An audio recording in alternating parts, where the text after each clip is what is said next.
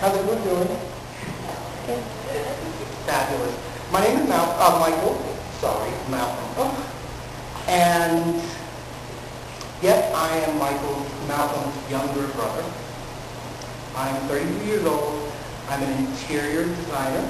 I live in the Upper East Side in Manhattan with my lover. We've been together for about 8 years now.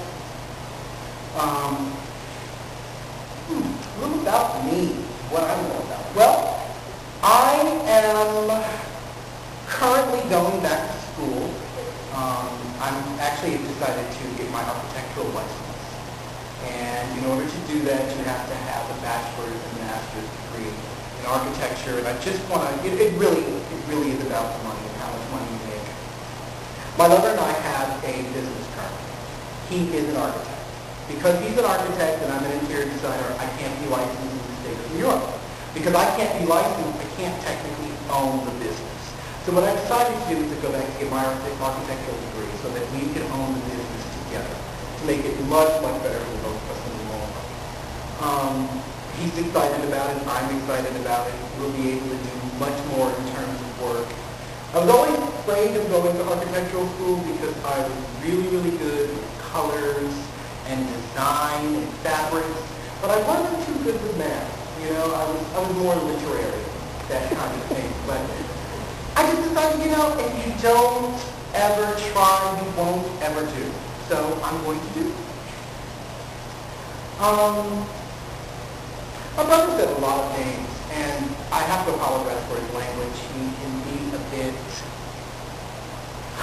high-spirited sometimes, is the term I choose to use. We're two different people who chose two different paths. And I love my brother dearly. My brother sometimes, I think, doesn't love himself. It's really easy for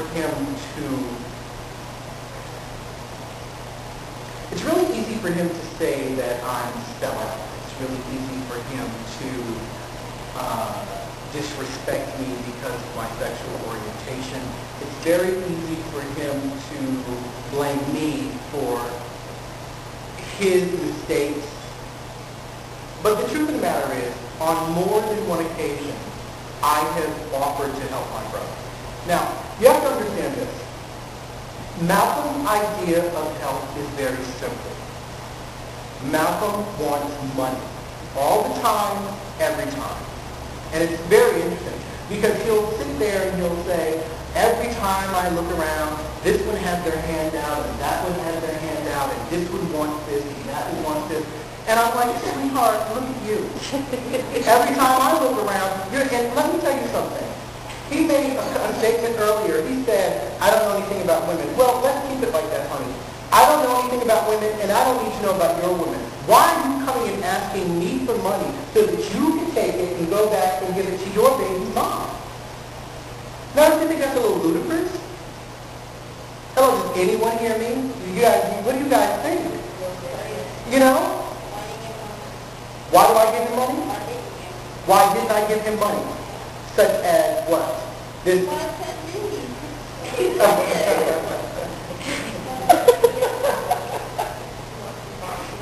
You're not being serious. You're asking me why I, a respected interior designer who's been written up in Architectural Digest on several occasions, did not give $10,000 to a convicted felon to go out to the streets of Brooklyn and sell drugs? Sweet. Seriously.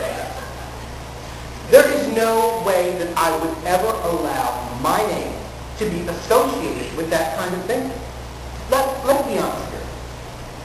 Drugs in the black community is destroying the black community. You have crack, you have this ecstasy, this crystal meth. People are taking Drano and stuff and making drugs with it. You have marijuana, which people justify it. Oh, it's only a plant. It's not a big deal. It's illegal, people. Regardless of whether it's a plant, regardless of whether it comes from your kitchen sink, it doesn't make a difference. It is illegal.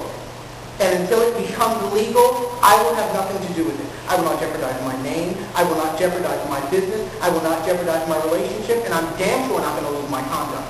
So it's just not going to happen.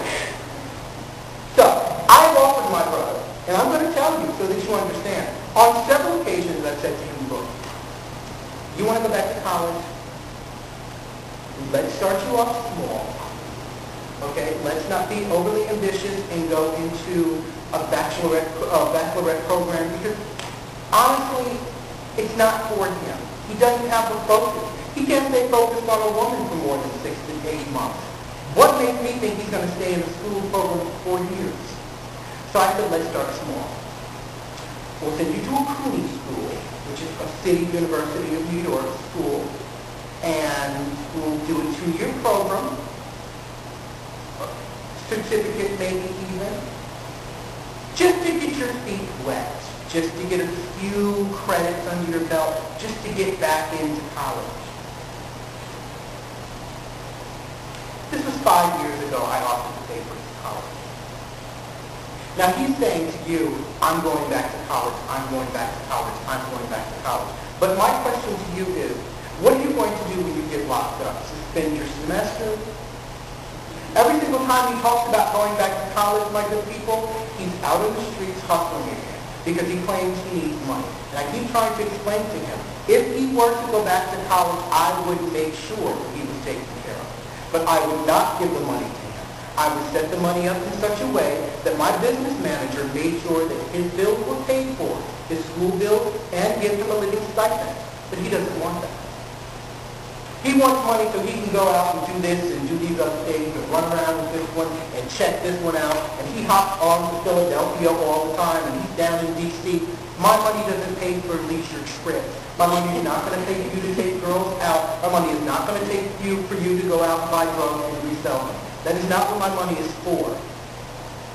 So when you say I don't support my brother, sister, I say, when is my brother going to start supporting himself?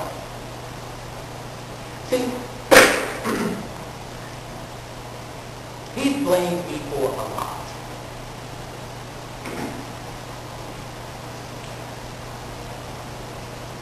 And one of the most hurtful things that he blamed me for was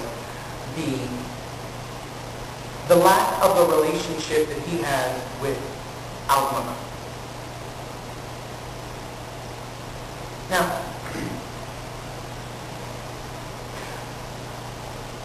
my mother she was my best friend. She was my homegirl, if you will.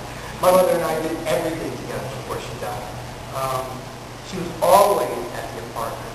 She always hung out. This was before I got the condo. And my lover loved her. She loved my lover. We were just a great, big, happy family. And then my mother got sick.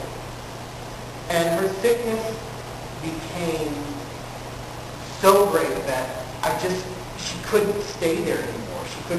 She couldn't be in the apartment. We were about to buy the condo in